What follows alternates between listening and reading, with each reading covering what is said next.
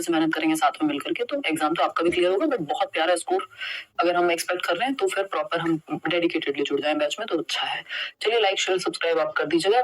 इसके अलावा वैसे लेट्स लर्न की अगर हम बात कर रहे हैं तो यूट्यूब से भी कितने लर्नर्स हैं जिनका आप इंटरव्यू भी देखते हैं, ऐसे कहने के लिए नहीं कि 141 आते हैं और 140 आते हैं, 143 से लेकर 41 तक के सारे इंटरव्यूज आपके पास हैं चैनल पे ही, वो आप देख सकते हैं, जो शायद ही कहीं और जो है लर्नर्स उतना स्कोर आज तक कर पाए हैं, है ना।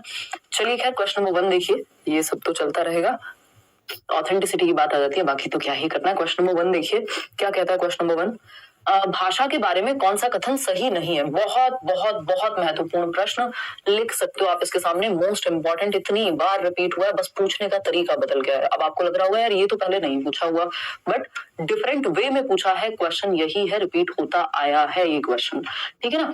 क्वेश्चन क्या है, भाषा, अब ना सिर्फ हम ये 15 क्वेश्चन करने वाले हैं, इनसे पहले किस तरह के क्वेश्चंस बने हैं, बन सकते हैं, कहां पे कौन सी चीज रिपीट हुई है, कौन सी चीज इंग्लिश पेडागोजी से जुड़ी हुई है, सब कुछ पूरा एक प्रॉपर एनालिसिस करने वाले हैं, तो आप ये ध्यान से देखेंगे, आज का सेशन बहुत महत्वपूर्ण है।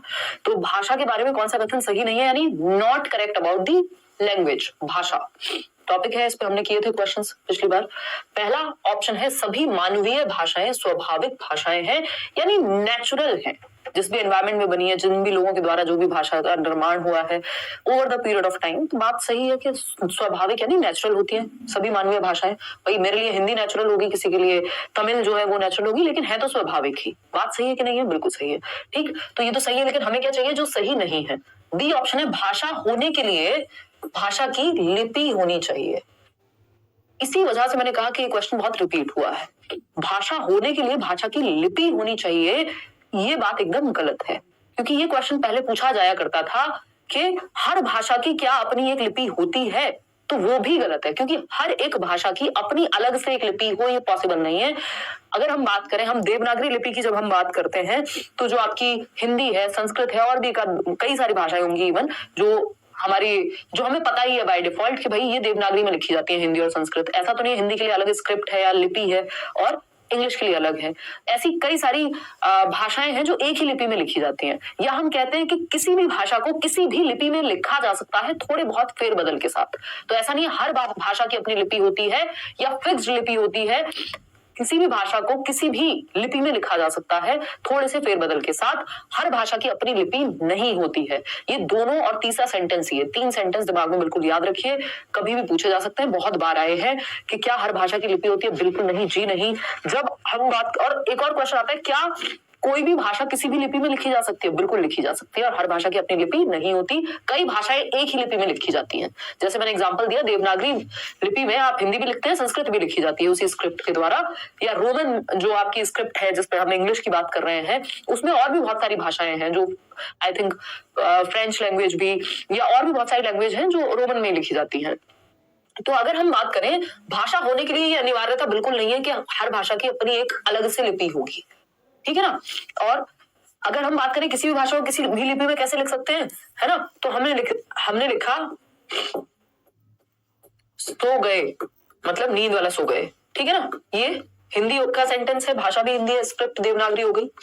इसी को आप व्हाट्सएप पे लिख देते हैं व्हाट सो गए, है नहीं लिखा जा सकता, लिखा जा सकता है, तो किसी भी भाषा को किसी भी लिपि में थोड़े से फेरबदल के साथ लिखा जा सकता है ना। व्हाट्सएप वाले जो व्हाट्सएप यूनिवर्सिटी वाले जो व्हाट्सएप वॉरियर्स जिनको हम कहते हैं, वो लोग अगर हैं तो पानी को हिंदी में थोड़ी लिखते हो, देवनागरी में पानी लिखने में 10 घंटे लग जाएंगे, पानी को लोग ऐसे पानी लिख देते हैं, है ना। मतलब किसी भी भाषा को किसी भी लिपि में चेंज करके थोड़े से फेरबदल के साथ लिखा जा सकता है। बात सही है या नहीं है ये बता दो। बी ऑप्शन 58% लोग। तो भाषा मुख्यतः बोली जाती है, ये बात सही है कि जो सर्वप्रथम हम देखते हैं सांकेतिक भाषा थी, संकेतों के माध्यम से सबसे ज्यादा यूज जो हम लैंग्वेज का करते हैं वो बोलचाल की भाषा में करते हैं, तो ये बात भी सही है, ये बात भी सही है, लेकिन ये गलत है, और जो गलत है वही सही है, क्योंकि पूछा ही गलत है, जो सही नहीं है वही पूछा था हमसे। सभी भाषाओं की एक व्याकरण और एक व्यवस्था होती है, ये बात बिल्कुल सही है कि हर एक भाषा का कुछ ग्रामेटिकल रूल्स होते हैं, कुछ व्याकरणिक नियम होते हैं, चाहे वो हिंदी हो, इंग्लिश हो, और एक सिस्टम होता है, कुछ रूल्स होते हैं, है ना। कहीं पे भाई एक वर्ब होगी, सेंटेंस बनता है हर एक भाषा में, तो थोड़ा डिफरेंटली बात होती है। वो सारे करा दिए गए हैं आपको, ऑल शिफ्ट के, एक राज, सीडीपी के सारे टॉपिक्स, नए पेपर जो इस बार 2023 के ऑनलाइन हुए थे, प्लेलिस्ट बनी हुई है, वहां जाके देखो। हिंदी के भी करा रही हूँ, ये सब 2023 में ऑनलाइन आए हुए क्वेश्चंस हैं, ठीक है ना।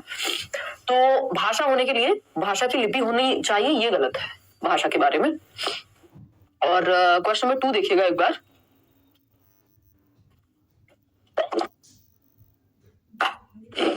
सॉरी, देखिएगा, राष्ट्रीय शिक्षा नीति 2020 के अनुसार या द्वारा राष्ट्रीय शिक्षा नीति 2020 के द्वारा अनुशंसित विद्यालय के बुनियादी वर्षों की अवधि क्या होनी चाहिए या क्या अवधि है, ये पूछा है। उदय सर की क्लास लगवाएंगे यार, जल्दी ही लगवाएंगे। पहले आप जवाब दीजिए, फिर हम आगे बढ़ेंगे। सॉरी भाई, हालत आज खराब है।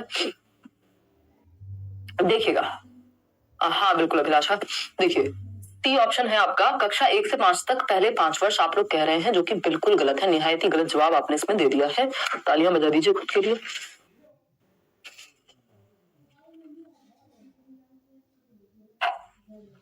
आज थोड़ा सेशन ऐसे ही चलने वाला है छींक के साथ। देखिए राष्ट्रीय शिक्षा नीति 2020 यानी एनईपी 2020 जो है वो बुनियादी वर्षों की अवधि कौन सी दी है, यानी फाउंडेशनल एज या फाउंडेशनल स्टेज। फाउंडेशनल स्टेज, बुनियादी वर्ष। ये हिंदी और इंग्लिश अब कुछ बचा नहीं है, बस ट्रांसलेशन है। क्वेश्चंस वैसे ही पूछे जा रहे हैं हिंदी में भी, वही क्वेश्चंस इंग्लिश में देखने को मिल जाएंगे ट्रांसलेटेड फॉर्म में। ठीक है, तो अगर हम बात करते हैं सी ऑप्शन, 36% लोग जवाब दे रहे हैं, जो कि गलत है। ये बताने के बाद थोड़ा कम हो गया, नहीं तो 50% लोग यही जवाब दे रहे थे। समझते हैं कहानी क्या है। देखिए फाउंडेशनल स्टेज आपको पता है शुरुआत के 5 साल हैं, जब से बच्चा स्कूल में आ रहा है तब से 5 साल है ना, जन्म से 5 साल नहीं है, या ये कक्षा 1 से 5 तक पहले 5 वर्ष नहीं है। फाउंडेशनल स्टेज 3 साल की उम्र से शुरू होती है और 8 साल की उम्र तक जाती है।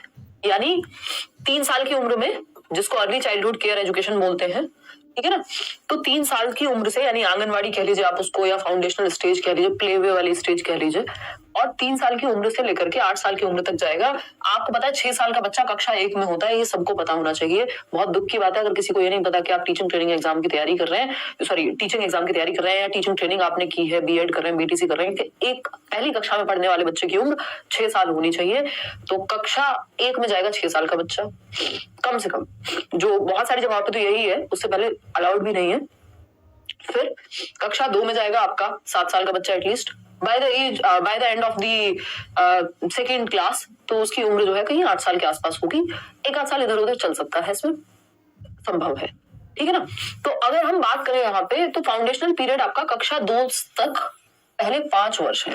तो जो बच्चे के बुनियादी वर्ष जिनको हम कह रहे हैं, शुरुआत के, जो आपके जब से वो स्कूल में आ रहा है, प्ले वे से लेकर के दूसरी क्लास तक, क्लास 1 और क्लास 2 दोनों आ जाते हैं इसमें, और प्रेपरेटरी पीरियड भी आ जाता है जो शुरुआत के 3 साल है। ठीक, तो कक्षा 2 तक 5 वर्ष, शुरुआत के 5 वर्ष कैसे हैं वो मैं भी आपको दिखा दूंगी। कक्षा 1 तक पहले 3 वर्ष, कक्षा 1 से 5 तक पहले 5 वर्ष, अधिगम के पहले 2 वर्ष पूर्व विद्यालयी वर्ष। पूर्व विद्यालयी वर्ष तो है, लेकिन वो ऐसा नहीं है कि अधिगम के पहले 2 वर्ष है, सिर्फ खत्म कहानी। 5 वर्ष है टोटल मिलाकर के। फाउंडेशनल स्टेज या बुनियादी चरण 5 सालों का है, जिसमें शुरुआती 3 साल जो है वो पूर्व विद्यालयी वर्ष कहलाते हैं, अर्ली चाइल्डहुड केयर एजुकेशन जिसको हम कह देते हैं, और क्लास 1 और 2 भी उसी में शामिल है। तो टोटल मिलाकर के 3 + 2 जो है 5 बन जाते हैं। ये मैं आपको दिखा देती हूँ। हमें ये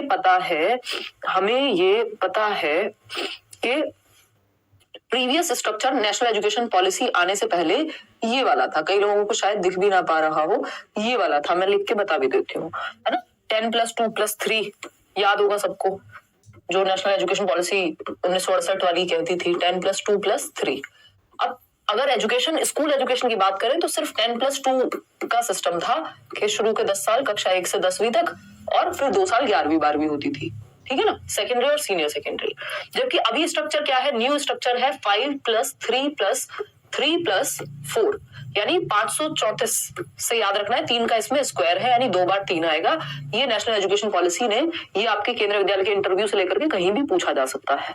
ठीक है ना, तो 5 साल जो है शुरुआती, इन्हीं की बात हो रही थी। ये बुनियादी चरण है, लेकिन कक्षा 1 से शुरू नहीं होते, ये ध्यान रखना जरूरी है। यहाँ पे बुनियादी चरण है यानी फाउंडेशनल पीरियड है, लेकिन ये कक्षा 1 से शुरू नहीं हो रहे। ये जो शुरुआत के 5 साल हैं, इसमें जो 3 साल हैं वो है अर्ली चाइल्डहुड केयर के, यानी प्ले वे में जाएगा बच्चा, आंगनवाड़ी में जाएगा बच्चा, और जो बाद के 2 साल हैं वो क्लास 1 और 2 के हैं। जो बाद के 2 साल हैं वो 1st और 2nd क्लास के हैं, है ना। फिर उसके बाद FPMS से आपको याद कराया है foundational, preparatory stage, middle stage और सेकेंडरी स्टेज। तो फाउंडेशनल में 3 साल आपके प्री प्राइमरी वाले हो गए, या उसको कह दो आप अर्ली चाइल्डहुड केयर या आंगनवाड़ी। उसमें 2 साल जो है क्लास 1 और क्लास 2 भी इसी में आ गए। यानी कब से कब तक हो गई आपकी 3 वर्ष से लेके 8 वर्ष तक बच्चा ये 5 साल के बीच में रहेगा। फिर उसके बाद वो कक्षा 3 में आता है ना, 9 साल की उम्र के आसपास। 3, 4, 5 यानी 5th क्लास तक यहाँ रहेगा। इसको क्या कहते हैं? प्रेपरेटरी स्टेज कहते हैं। ये भी पूछा जा सकता है। मिडिल स्टेज किसको कहते हैं? 6th to 8th को कहेंगे, जहां बच्चा 6 से 14 वर्ष का होगा। ठीक। फिर उसके बाद आपका यहाँ पर कहानी अब 9वीं से 12वीं तक की हो जाएगी, जिसको हम सेकेंडरी स्टेज कह रहे हैं। ठीक है ना, 9वीं से 12वीं तक। तो ये हमें ध्यान रखना जरूरी है। अब इसको ऐसे समझिए एक बार, यहाँ देखिएगा, ये नेशनल एजुकेशन पॉलिसी पे अलग से सेशन किया हुआ है, आप यूट्यूब पे सर्च करके पढ़ सकते हैं। National education policy bye Himanshi Singh. देखिएगा, 3 साल आंगनवाड़ी / प्री स्कूल या फिर बाल वाटिका जिसको हम कह रहे हैं, 3 से 6 वर्ष। फिर उसके बाद 6 से 8 वर्ष। ये जो 3 से 8 वर्ष है उसको तोड़ा हुआ है 2 कैटेगरीज में, जिसको फाउंडेशनल कहते हैं। टोटल 3 से 8 को फाउंडेशनल कह रहे हैं। 3 से 8 वर्ष को फाउंडेशनल पीरियड यानी बुनियादी चरण कहते हैं। और यही आपसे क्वेश्चन में पूछा था कि बुनियादी चरण किसे कहते हैं। तो 3 से 8 वर्ष फाउंडेशनल स्टेज। अब इसके अंदर 2 सब स्टेजेस है। वो 2 सब स्टेजेस कौन सी हैं? पहली है 3 से 6 वर्ष की। 3 से 6 वर्ष जिसको आंगनवाड़ी, प्री स्कूल, बाल वाटिका, अर्ली चाइल्डहुड केयर एजुकेशन ये सब कहते हैं। ठीक है, जहां बच्चा खेलेगा कूदेगा, कुछ स्किल्स सीखेगा, वो वाला टाइम है। प्ले एक्टिविटी बेस्ड लर्निंग होगी, जिसको ABL कहते हैं, एक्टिविटी बेस्ड लर्निंग। ठीक है ना। मल्टी लेवल प्ले होगा, बच्चा खेल खेल में सीखेगा फाउंडेशनल पीरियड में। और इसमें फर्स्ट और सेकंड क्लास भी शामिल हो जाएगी, जो सेकंड पार्ट है इसका। इसको 2 पार्ट्स में विभाजित किया हुआ है, क्लास 1 और 2, एज 6 to 8 ईयर्स। इतनी बात क्लियर है या नहीं है ये बता दो। फिर आएगा प्रेपरेटरी पीरियड, जहां प्ले, डिस्कवरी, इंटरेक्टिव सेशन होंगे। क्लास 3rd to 5th, 8 से 11 वर्ष की उम्र है ना। और अब यहाँ पे बस हम 2 ही चीजों पे बात करेंगे, ज्यादा नहीं, बाकी को साइड रख देते हैं। मैंने आपको बता तो दिया ही है, बट यहाँ पे सिंपल 2 चीजों का ध्यान रखना है। ये आप कंफ्यूज होंगे बुनियादी चरण यानी फाउंडेशनल स्टेज और FLN में, जो गवर्नमेंट एक वो चला रही है ना, फाउंडेशनल लिटरेसी एंड न्यूमरेसी, जो आपका FLN है, उसमें आपको कंफ्यूज नहीं होना है। FLN foundational literacy and numeracy, जिसको हम बुनियादी साक्षरता व सांख्यिकीकरण कहते हैं। ठीक है, तो इसमें हम कह रहे हैं 3 से 8 या 9 वर्ष तक आप जो है मैक्स टू मैक्स बच्चे को बेसिक रीडिंग, राइटिंग, अर्थमेटिक्स ये सब उसको आ जाए कि लिखना पढ़ने में सक्षम हो, और थोड़ी बहुत जो उसकी जोड़ना, घटाना, गुणा, भाग, ये बेसिक अर्थमेटिक स्किल्स आ जाए। इसको फाउंडेशनल लिटरेसी एंड न्यूमरेसी कहते हैं, जो आपका NEP मानता है। Foundational period is different. Foundational period क्या है? बुनियादी चरण जिसको हम कह रहे हैं, बुनियादी चरण। हालांकि इसी में अचीव होना ही FLN, इसी पीरियड के दौरान। बुनियादी चरण की जब उम्र पूछी जाएगी, बुनियादी चरण की जब उम्र पूछी जा रही है, देख लेना यार स्पेलिंग का इसमें हिंदी वाला। अगर हम बात करें बुनियादी चरण की, तो ये 3 से 8 वर्ष है। ठीक है, इसमें जो शुरुआत के, इसको 2 भागों में विभाजित कर दिया। पार्ट 1 क्या है? अगर हम देखें पार्ट 1 मान सकते हैं इसको 3 से 6 वर्ष, जिसको हम आंगनवाड़ी कह रहे हैं, या फिर हम इसको बाल वाटिका कह रहे हैं। क्या कह रहे हैं? बाल वाटिका कह रहे हैं। ठीक, अब ये किसी भी सब्जेक्ट में पूछा जा सकता है, ये सिर्फ हिंदी पेडागोजी में नहीं, किसी भी सब्जेक्ट में पूछा जा सकता है। बफरिंग यार पता नहीं क्यों हो रही है आजकल। फिर अगर हम बात करते हैं, ये आपका 6 से 8 या 6 से 9 तक भी जाएगा, लेकिन सेकंड पार्ट है ये आपका किसका? बुनियादी चरण का। इसमें बच्चा कक्षा 1 और कक्षा 2 में होगा। 1 और क्लास 2 इसी में आ जाएगी। ये दोनों मिलकर के किसके अंदर आ रहे हैं? बुनियादी चरण के। बुनियादी चरण के यानी 2 पार्ट है, एक 3 से 6 वर्ष है, बाल वाटिका, आंगनवाड़ी, प्लेवे, और फिर कक्षा 1 और 2 भी बुनियादी चरण में आता है, जो उसका सेकंड पार्ट है, जिसको प्रेपरेटरी स्टेज कहते हैं। इसको प्रेपरेटरी कहते हैं हिंदी में, 6 से 8 वर्ष को, और ये आपकी बुनियादी है। ठीक, उसके बाद फिर आपका जो FLN है, यही अचीव होना चाहिए कायदे में, कि कक्षा 2 तक या class by the end of class 3, यानी कक्षा 3 तक आते आते, कक्षा 3 तक बाय क्लास 3 बच्चे को बेसिक लिखना, पढ़ना, रीडिंग, राइटिंग और बेसिक अर्थमेटिक्स, जोड़ना, घटाना आ जाए। क्योंकि ज्यादातर बच्चे हम देखते हैं उनको नाम भी लिखना या ठीक से पढ़ना नहीं सीख पा रहे हैं, किसमें? 5वीं क्लास तक आते आते भी। जबकि हम चाह रहे हैं यहाँ पे मिशन क्या है कि 3 से 9 वर्ष में कक्षा 3 के अंत तक ही वो सीख जाएं। तो FLN वाला पार्ट भी पूरा फाउंडेशनल पीरियड में कवर हो जाता है, और 1 साल बल्कि ऊपर है। ठीक है, तो ये दोनों ही बातें ध्यान रखनी है यहाँ पे। चलिए खैर आगे बढ़ते हैं, समझते हैं कहानी है क्या।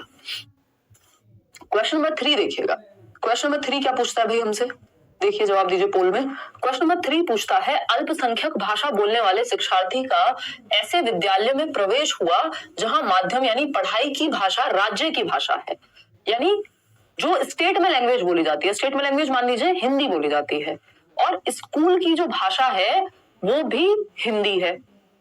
इस प्रकार की विद्यालय शिक्षा को क्या कहेंगे? ये पिछले साल जब पहली बार ऑनलाइन एग्जाम हुआ था तब भी इस तरह का क्वेश्चन पूछा था, बस हल्का सा लैंग्वेज को चेंज कर दिया गया था। पूछा गया था कि एक बच्ची है जो अमेरिका गई है पढ़ने और अब वो अमेरिका की भाषा में ही पढ़ाई करेगी आगे की, तो इस विधि को क्या कहते हैं? देख रहे हैं सेम टॉपिक है, सेम आंसर है, बस पूछ लिया डिफरेंट तरीके से। किस तरह से पूछ लिया? डिफरेंट तरीके से। और आप सब गलत जवाब दे रहे हैं क्योंकि बहुभाषिता आपने रट्टा लगा लिया है, आपको लगता है मजे आएंगे, बहुभाषिता लगाएंगे और नंबर पाएंगे, जो कि गलत है। राइमिंग हो गई, चीजें सारी आपस में मिल गई, जो कि बात एकदम गलत है। यहाँ पे बात सही है कि नहीं है? कहां से सही है? जब गलत जवाब दोगे सही कहां से होगा?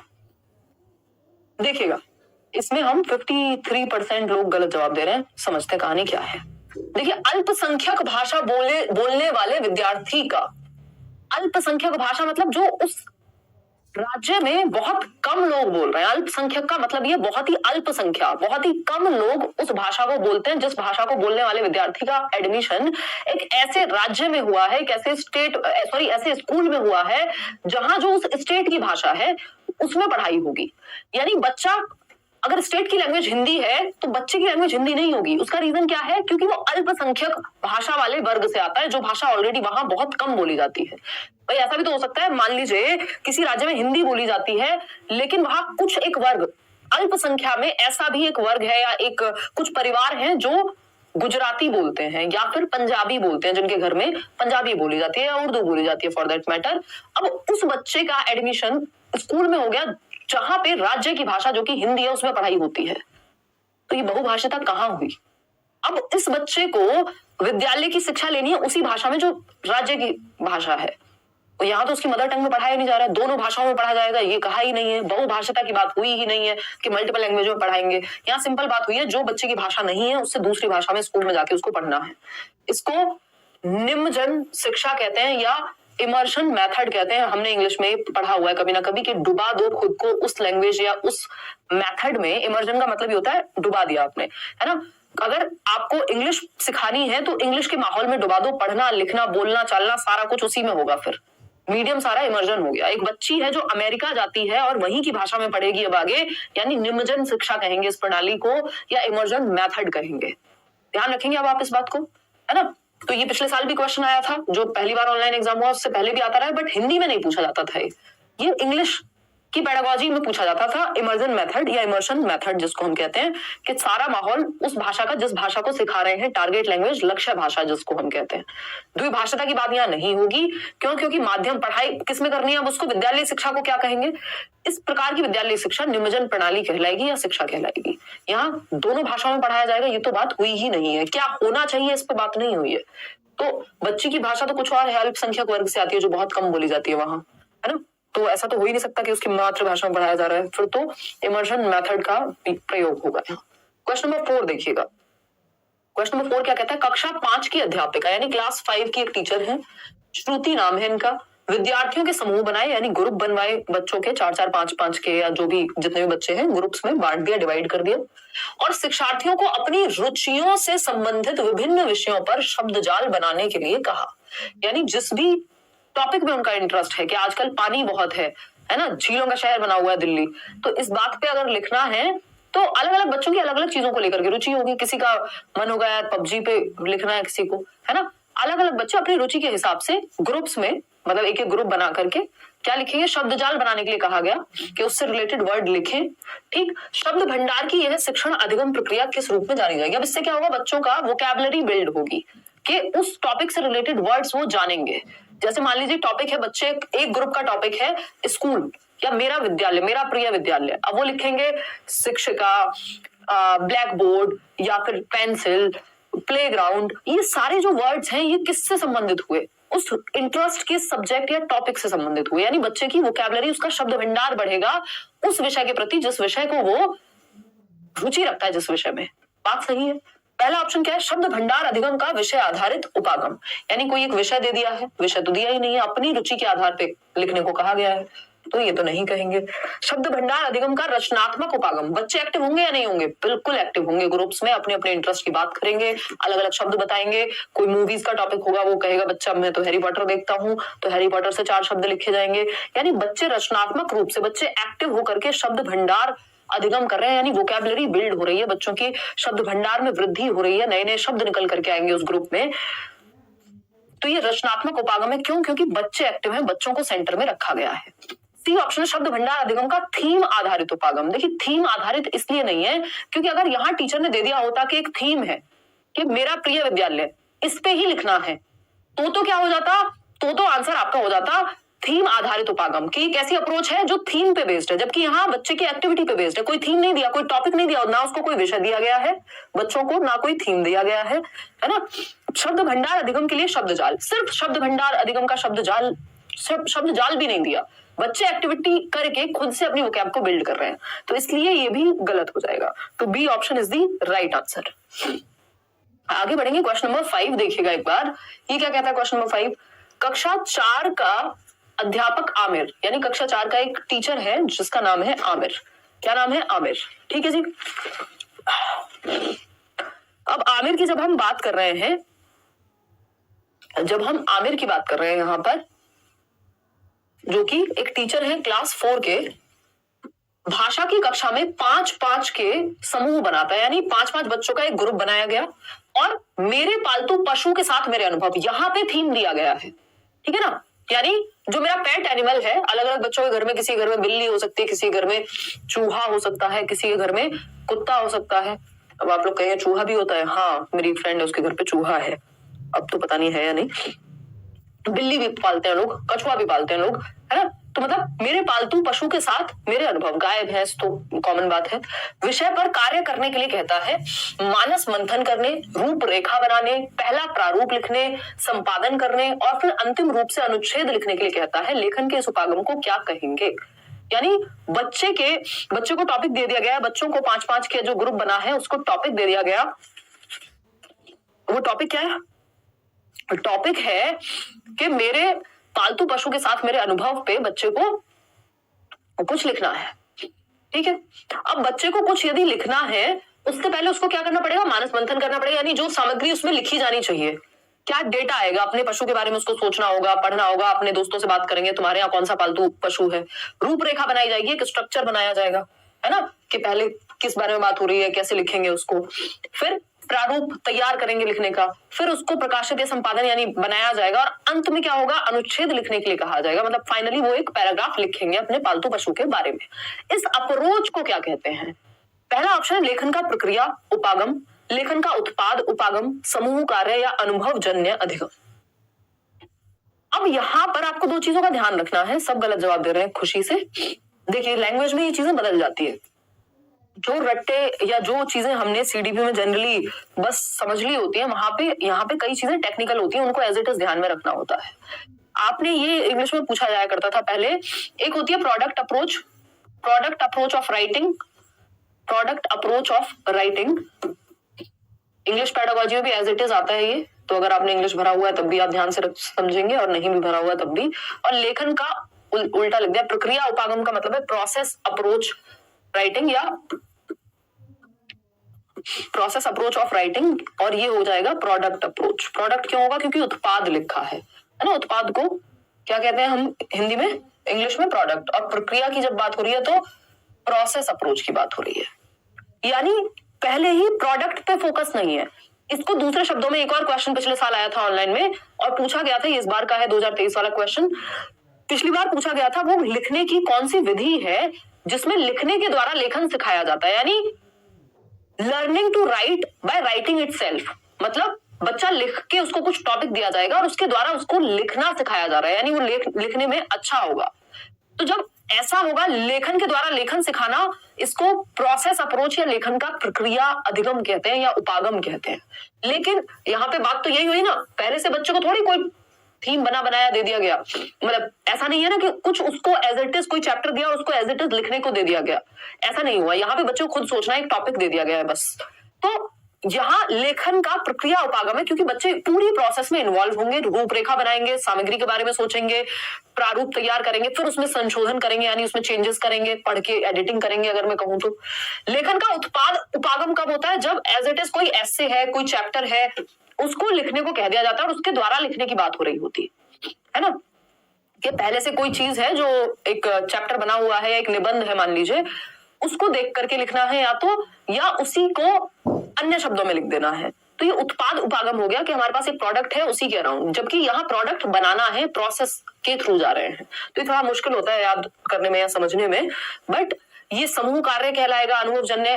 देखिए दोनों बातें गलत नहीं है कि एक्सपीरियंस तो क्रिएट कर ही रहे हैं बच्चा, अनुभवजन्य ही अधिगम में देखा जाए तो समूह कार्य भी है, ग्रुप में सीख रहे हैं। लेकिन ये पूछा क्या है एग्जैक्टली, ये टर्मिनोलॉजी फैक्चुअल क्वेश्चन हो गया, जो फैक्ट बेस्ड है, जो टॉपिक बेस्ड है, उसमें हमारा ये वाला काम नहीं चल पाएगा कि हमने देखा बच्चे ग्रुप में काम कर रहे हैं तो समूह कार्य कह दिया, ऐसा नहीं चल पाएगा। ये या तो प्रोसेस अप्रोच के बारे में क्वेश्चन पूछा गया था या प्रोडक्ट अप्रोच के बारे में। प्रोडक्ट अप्रोच इसलिए नहीं हुआ क्योंकि पहले से कुछ भी सेट नहीं है जिसको एज इट इज लिखना हो, या फिर कोई उद्देश्य ऐसा नहीं है कि सिर्फ वही पहले से तैयार है, जबकि यहाँ पे आपको प्रक्रिया के थ्रू गुजरना है, सोचना है, ग्रुप में बैठ के खुद से लिखना है, फिर सही करना है, तो ये प्रक्रिया उपागम कहलाएगा। तो एज इट इज इसका आंसर जो है ए ऑप्शन है। आगे बढ़ेंगे क्वेश्चन नंबर 6 पर। क्वेश्चन नंबर 6 देखिएगा। तो कुछ हिंदी और इंग्लिश पेडागोजी में ऐसे टॉपिक होते हैं जो टर्म्स के साथ जाते हैं, जैसे प्याजे की स्टेज पूछा है तो अपनी तरफ से नहीं कोई भी जवाब दे देंगे, ठीक है ना, वो लिमिटेड होंगी स्टेजेस, वैसे ही ये भी क्वेश्चन वैसा ही था। क्वेश्चन नंबर 6 देखिएगा। कक्षा 3 के कुछ शिक्षार्थी लघु कहानियां व वृत्तांत पढ़ रहे थे, यानी छोटी छोटी कहानियां, क्लास 3 के बच्चे हैं और वृत्तांत कोई छोटे छोटे किस्से कहानी पढ़ रहे हैं, ठीक है बात। उन्हें कुछ शब्द और वाक्यांशों के अर्थ समझ नहीं आ रहे थे।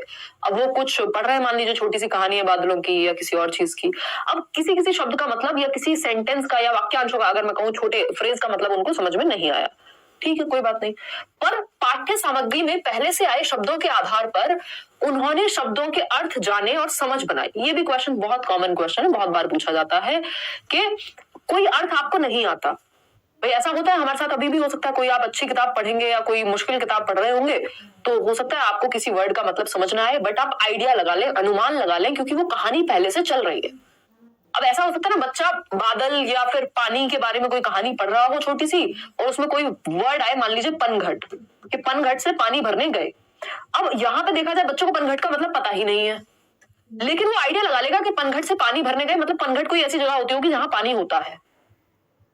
तो यहाँ पे वही बात हो रही है कि कुछ शब्द ऐसे आते हैं पढ़ते समय बच्चों के सामने जिनका मतलब उनको डायरेक्टली पता नहीं होता, जिसका अर्थ उसे पता नहीं होता, लेकिन वो अनुमान लगा लेता है पहले से, जो पाठ्य सामग्री में पहले से आए शब्दों के आधार पर, कि पानी भरने गए, पनघट ही नहीं समझ में आया, बाकी पानी भरना समझ में आ गया, से समझ में आ गया कहां से पानी भरने गए। तो इस उन्होंने पाठ्य सामग्री से क्या प्राप्त किया, यानी ऐसा क्या हुआ उस टेक्स्ट से या जिस भी टेक्स्ट बुक से वो पढ़ रहे थे, उस कहानी से या उस पाठ्य सामग्री से, उस कंटेंट से, कि वो अनुमान लगा पाए। तो वाक्यगत संकेत मिले उन्हें, वाक्य का पता लगा, वाक्य की बात हुई है, शब्द भंडार का संकेत मिला, अर्थ संकेत मिला, या रटने वाले संकेत मिले। रटने की बात तो है नहीं, रट्टा थोड़ी लगाया, अनुमान लगाया है ना। शब्द भंडार संकेत, कुछ शब्द भंडार वोकैबुलरी तो बिल्ड हो गई, लेकिन संकेत शब्द भंडार वाले थोड़ी मिले कि वोकैबुलरी बिल्डिंग संकेत मिल गए वहां पे। वाक्यगत संकेत, पूरे वाक्य की तो बात हुई ही नहीं है। अर्थगत संकेत की बात हुई है, ये इसको सिमेंटिकल क्यूज कहते हैं, ये भी इंग्लिश पेडागोजी में खूब पूछा जाता है ना। सिमेंटिकल क्यूज कहते हैं, सिमेंटिक्स का मतलब ही होता है अर्थ विज्ञान या अर्थ से संबंधित कोई बात, अर्थ विज्ञान तो मॉर्फोलॉजी होता है।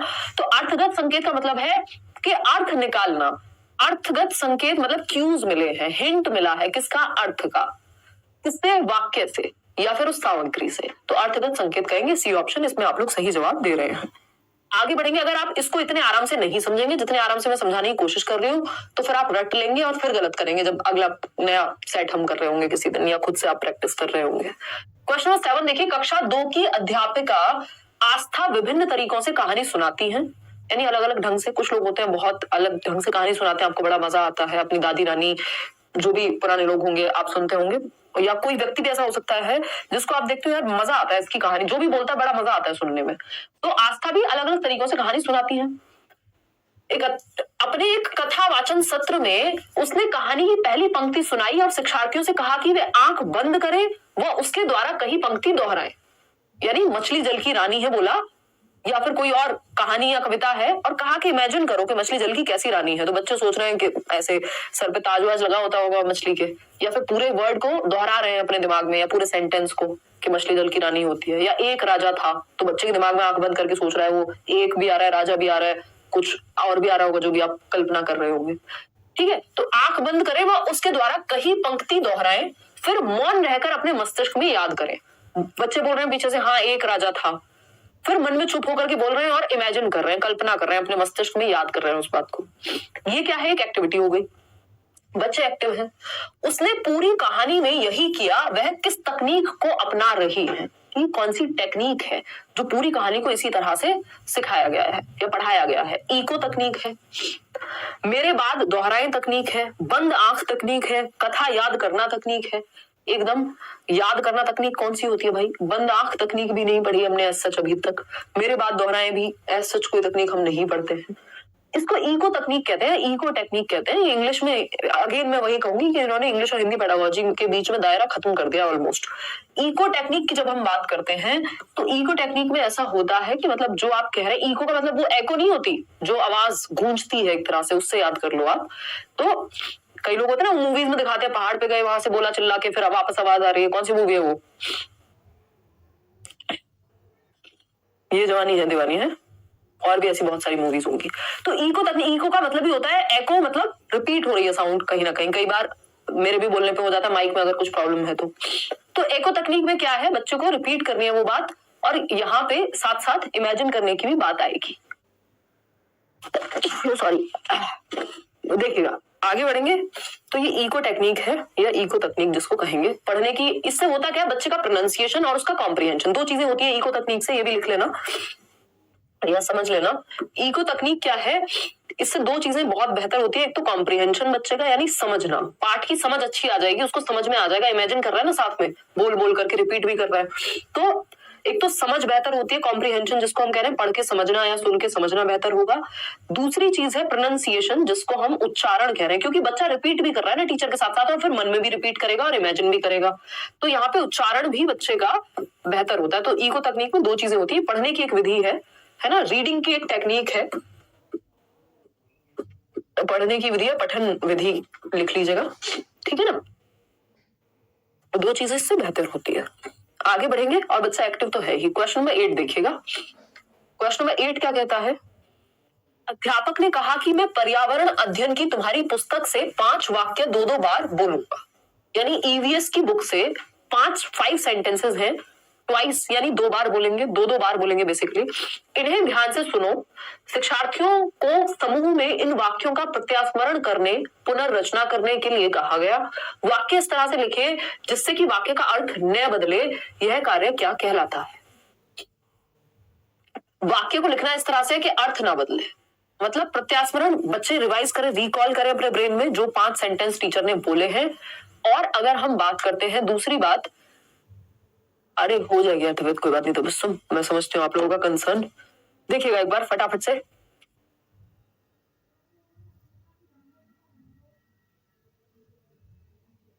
अब मैं माइक ऑफ करके छींकने की कोशिश करूंगी। एक्चुअली छींकना कभी भी आ जाती है, पता नहीं लगता कि माइक ऑफ करने का समय नहीं मिल पाता कई बार।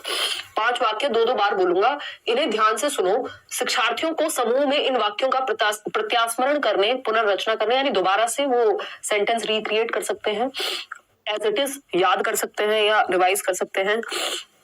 ध्यान क्या रखना है कि वाक्य का मतलब ना बदले, अर्थ सेम रहना चाहिए। ये वैसा ही है कि आपने किसी मूवी को देख करके आकर के और उसका सारांश लिखा या फिर बताई बात किसी अपने दोस्त को, तो मतलब नहीं बदलना चाहिए, एंड चेंज ना हो जाए, हुआ कुछ था मूवी में, बता दिया आपने कुछ और, ठीक है ना।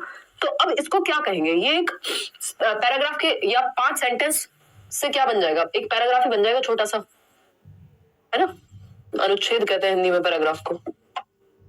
जो लोग बाइलिंगुअल पढ़ पा रहे हैं हिंदी पेडागोजी या इंग्लिश पेडागोजी, उनको दोनों ही सब्जेक्ट उनके तैयार हो जाएंगे एक तरह से पैरेलल ही। श्रुत लेख कहेंगे, श्रुत लेख तो एज इट इज होता है। श्रुत लेख क्या है? डिक्टेशन बोलते हैं जिसको, इमला बोलते थे ना बचपन में। एज इट इज टीचर ने कुछ बोला या मम्मी कुछ बोल रहे हैं और आप लिख रहे हैं, उससे क्या होता है? वर्तनी की अशुद्धियां ठीक हो जाती है श्रुत लेख से, यानी डिक्टेशन से स्पेलिंग मिस्टेक्स ठीक हो जाती है ना। कोई बोलेगा, मम्मी बोल रही है, टीचर बोल रहे हैं, बच्चे लिख रहे हैं, और बाद में चेक किया जाता है तो पता लगता है कितने शब्द सही लिखे या गलत लिखे। अनुच्छेद श्रुत लेख है, प्रत्यास्मरण तकनीक है, श्रवण श्रुत लेख है? जवाब दीजिएगा, बताइए एक बार। क्वेश्चन नंबर 8, आंसर दे रहे हैं आप लोग सी 43%। मान ले या नहीं माने, बताओ। प्रत्यास्मरण तकनीक आप रट्टे मत लगाइए प्लीज किसी भी चीज के, क्योंकि यहाँ प्रत्यास्मरण लिखा हुआ है तो आपने मान लिया प्रत्यास्मरण ही होगा। प्रत्यास्मरण करने व पुनर्रचना करने, खुद से भी लिख सकता है बच्चा सेंटेंस। इसका मतलब ये नहीं हुआ कि उसको प्रत्यास्मरण तो ये हो गया बस रिकॉल करने की तकनीक है, याद रखने की तकनीक है। क्या ये याद रखने की तकनीक है? बताइए, क्या ये सिर्फ याद रखने की तकनीक है? नहीं। ठीक है जी।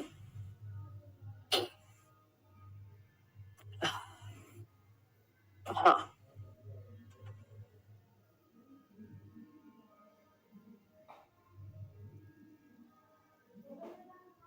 सौम्या क्या कह रहे हो भाई? कोई कह रहा है आज आप सॉरी मत कहिए, ये सब आपके हाथ में नहीं है, तबीयत खराब है, फिर भी पढ़ा रहे हैं। हाँ वो बात तो मैं मान रही हूँ, बट ये तो डिसेंसिटी किड्स प्रैक्टिस कर रही हूँ। देखो एक बार, अगर हम बात करें प्रत्यास्मरण तकनीक, भाई रटने की तकनीक या फिर रिकॉल की टेक्निक थोड़ी है। पर्पस क्या है इसका? पर्पस ये है कि बच्चे इन 5 वाक्यों को रट ले, नहीं। ये अनुच्छेद श्रुतलेख हो गया एक तरह से, अगर देखा जाए कि बच्चों को अर्थ नहीं बदलना, लेकिन सुन करके वही बात लिखनी है। तो या तो एज इट इज या उसमें थोड़ा बहुत फेर बदल हो जाए, लेकिन मतलब चेंज नहीं होना चाहिए। तो इसको अनुच्छेद श्रुतलेख कहेंगे, यानी एक पैराग्राफ है जिसका डिक्टेशन बोला जा रहा है। ठीक है ना। श्रवण श्रुतलेख नहीं, क्योंकि श्रवण में तो फिर हो सकता है पूरी कहानी की ही बात होती है और एज इट इज ही लिखना होता। इसमें थोड़ा बहुत परिवर्तन संभव है। एक अनुच्छेद की बात हो रही है, सिर्फ श्रुतलेख इसलिए नहीं कहेंगे क्योंकि अर्थ बदलने की भी बात कही गई है साथ में। क्वेश्चन नंबर 9 देखिएगा, और 5 सेंटेंस की बात हुई थी ना, 5 वाक्यों से एक अनुच्छेद बनेगा, एक पैराग्राफ बनेगा, हिंट मिला था आपको। क्वेश्चन नंबर 9 देखिए, विद्यालयों में भारतीय भाषाओं और संस्कृति को समुन्नत करने हेतु लागू भारत सरकार का महत्वपूर्ण कार्यक्रम कौन सा है? बताइए, फटाफट से बताइए। नहीं डूबेगा नहीं, लेके आपको हिंदी बस थोड़ी प्रैक्टिस ज्यादा कर लेंगे, डोंट वरी। ए ऑप्शन 53% लोग कह रहे हैं, यानी विद्यालयों में भारतीय भाषाओं और संस्कृति को, ये इस बार बहुत पूछा गया है, 2021 में भी बहुत पूछा गया है, और इवन आई थिंक किसी और सब्जेक्ट में भी ये पूछा है या तो विद्यालयों में भारतीय भाषाओं यानी जो इंडियन लैंग्वेजेस हैं और संस्कृति यानी जो हमारा कल्चर है को समुन्नत करने, यानी एक इकट्ठा लेकर के आना या एकता में लेकर के आना उस बात को, भारत सरकार का महत्वपूर्ण कार्यक्रम कौन सा है? तो ये क्या है? एक भारत श्रेष्ठ भारत, एक भारत श्रेष्ठ भारत। ठीक है ना, इतनी बात क्लियर है। 31 अक्टूबर 2014 को, if I am not wrong, तो इसको लागू किया गया था। उसका रीजन क्या है? 31 अक्टूबर को जयंती होती है किसकी? सरदार वल्लभ भाई पटेल की। एकता दिवस के नाम से इन्होंने इसको, जो गवर्नमेंट है हमारी, इसको रिकॉग्नाइज किया है। 31 अक्टूबर 2015 को सही डेट होनी चाहिए, क्योंकि 2014 को एकता दिवस के रूप में इन्होंने माना था, और 31 अक्टूबर 2015 को ये एक भारत श्रेष्ठ भारत लॉन्च किया गया, या महत्वपूर्ण कार्यक्रम लाया गया, जिसमें हम भारत की जो भी भाषाएं हैं या विभिन्नता है उसके साथ एकता को लेकर के चलने की बात कर रहे हैं, है ना। उनको कहा जाता है उन्होंने एकता, मतलब पूरा एक किया भारत को एंड ऑल।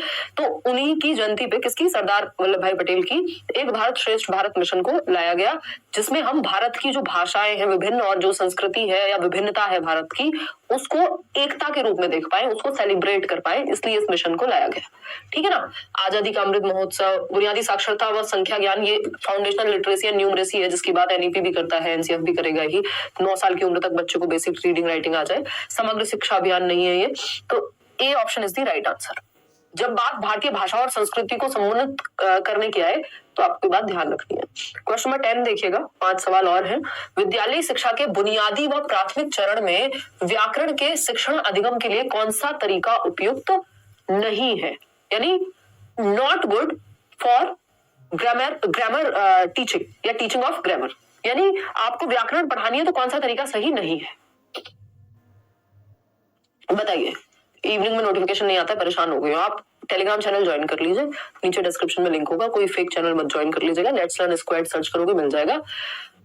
और अगर हम बात कर रहे हैं तो आप या तो खुद ही 9 बजे 9-10 तक क्लास मैक्सिमम शुरू हो जाती है आजकल। चेक कर लीजिए एक बार चैनल पे आके, ऐसा हो सकता है। आप बहुत सारी दुनिया भर के चैनल्स हैं यूट्यूब पे, और आप भी बहुत सारी चैनल्स को सब्सक्राइब करके रखते ही हैं, जो कि ठीक है, मतलब सभी रखते हैं। तो ऐसा होता है कई बार कि नोटिफिकेशन ना पहुंच पाए या फिर आपने बेल आइकॉन ना ऑन किया हो। बहुत सारे रीजंस हो सकते हैं, प्लेटफॉर्म है, टेक्निकल चीजें। तो आप खुद 9 बजे आकर के चेक कर लिया कीजिए कि क्लास लगी हुई है नहीं। अब तो मैं पहले से क्लास लगा देती हूँ। ये ऑप्शन है 51% लोगों का। सर्वप्रथम व्याकरणिक अवधारणाओं के नियमों का परिचय देना। इसमें आपने परफेक्ट जवाब दिया है कि भाई सबसे पहले व्याकरण सिखाने का ये तरीका सबसे गलत है कि आप नियमों से भर दें, है ना। आप नियमों से भर दें। प्रैक्टिस नहीं कर रही हूँ, सॉरी कहने की, एक्चुअली सेकंड नेचर बन गया है। देखिएगा, तो अगर हम बात करें सर्वप्रथम व्याकरणिक अवधारणाओं के नियमों का परिचय देना, कंडीशनिंग हो गई है। देखिए, तो सर्वप्रथम व्याकरणिक अवधारणाओं का यानी जो ग्रामेटिकल कॉन्सेप्ट्स हैं उन्हीं को आप एक्सप्लेन करना शुरू कर दें। जबकि ग्रामर को, व्याकरण को हम संदर्भ में सिखाते हैं, याद रखिएगा, उसके नियम रटवाते नहीं है, अलग से नियम नहीं बताते। स्पेशली प्राइमरी क्लासेस में संदर्भ में सिखाया जाता है व्याकरण को, कि आपने, बच्चे ने कहानी पढ़ाई, आपने बच्चे को कहानी बताई और उसी में कहीं बता दिया कि कहाँ कहाँ कौन सा नियम लागू हुआ है,